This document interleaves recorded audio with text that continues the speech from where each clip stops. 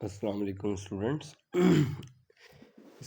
आज हम special theory of relativity के कुछ इम्पॉर्टेंट एमसीक्यू सॉल्व करने जा रहे हैं। जैसे कि आपने स्पेशल थ्योरी ऑफ रिलेटिविटी पढ़ा उसको और उसके कॉन्सिक्वेंसेस को पढ़ा। तो फर्स्ट वाला क्वेश्चन ज़रा देखेंगे। जैसे कि लिखा हुआ है हमारे पास, who propose special theory of relativity. हम जानते हैं कि स्पेशल थ्योरी ऑफ रिलेटिविटी जो है वो आइंस्टाइन ने प्रपोज की थी। बहुत ही सिंपल है, ये तो हम इनिशियली जानते हैं। एंड सेकंड क्वेश्चन में, the special theory of relativity is based on how many postulates. ये भी हमें पता है कि स्पेशल जो थ्योरी है उसके पोस्टुलेट 2 ही हैं, ठीक है। जबकि फर्दर आगे हम पढ़ेंगे जनरल थ्योरी को, उसके भी 2 ही पोस्टुलेट्स हैं, ठीक है। The first postulate of special theory of relativity state that, पहला पोस्टुलेट जो है वो हमें ये बताता है the laws of physics are the same in all inertial frame. तो इसका आंसर बी होगा, ठीक है। The second postulate of relativity state that, second postulate क्या बताता है हमें? डेफिनेटली स्पीड के बारे में बताता है लाइट की, constant in all inertial frame. The speed of light is a constant for all in inertial frame. Speed of light in the vacuum is 3 into 10 power 8. ये तो काफ़ी सिंपल है। According to the special theory of relativity, relativity के मुताबिक जो time है वो क्या होता है? ये कॉन्सेप्ट है हमारे पास कि टाइम डायलेशन का मतलब है टाइम का स्लो डाउन होना फॉर मूविंग ऑब्जर्वर्स, ठीक है। जो ऑब्जर्वर उसको ऑब्जर्व करेगा उसके लिए टाइम जो है रिलेटिव टाइम क्या होगा? स्लो डाउन होगा। Answer is slow down for moving observer.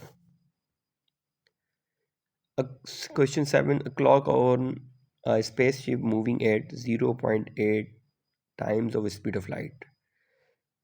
अगर ये स्टूडेंट हम देखें क्वेश्चन को कि अगर spaceship 0.8 times speed of light से मूव कर रहा है तो क्या होगा उसके लिए? Run faster than stationary clock.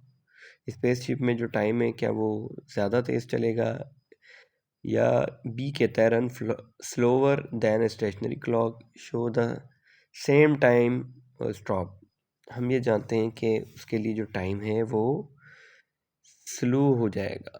तो इसका कॉन्सेप्ट ये है, स्पीड जैसे ही बढ़ती है तो टाइम स्लो डाउन हो जाता है। According to the length contraction, the length of moving object क्या होती है भाई? लेंथ कॉन्ट्रैक्शन से हमें ये मतलब पता चलता है कि लेंथ का डिक्रीज होना, ठीक है। तो हम कहेंगे decreases is a best answer. Number 9, as an object approach to the speed of light. Speed of light से अप्रोच करेगा, अगर जो है फ्लोट करेगा, अगर स्पीड ऑफ लाइट से मूव करेगा, ट्रैवल करेगा ऑब्जेक्ट, तो उसके लिए क्या होगा? उसके लिए जो ज़ाहिरी बात है मास है वो इंक्रीज़ होगा। मास वेरिएशन में क्या पढ़ा था हमने? इंक्रीज़ होता है mass, okay. If an object has rest mass अगर 2 kg है तो एनर्जी कितनी होगी?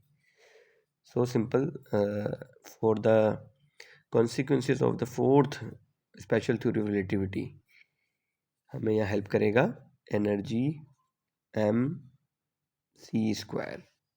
मास हमारे पास 2 किलोग्राम है, स्पीड ऑफ लाइट जो है हमारे पास 9, अगर हम स्क्वायर कर देंगे 3 ज़ा तो 9 हो जाएगा, और 10 पावर 8 होता है, 8 का स्क्वायर करेंगे 2 8 ज़ा 16, तो इट्स मीन 2 9 ज़ा 18 into 10 raise to power 16 joule. It will be your answer. Thank you.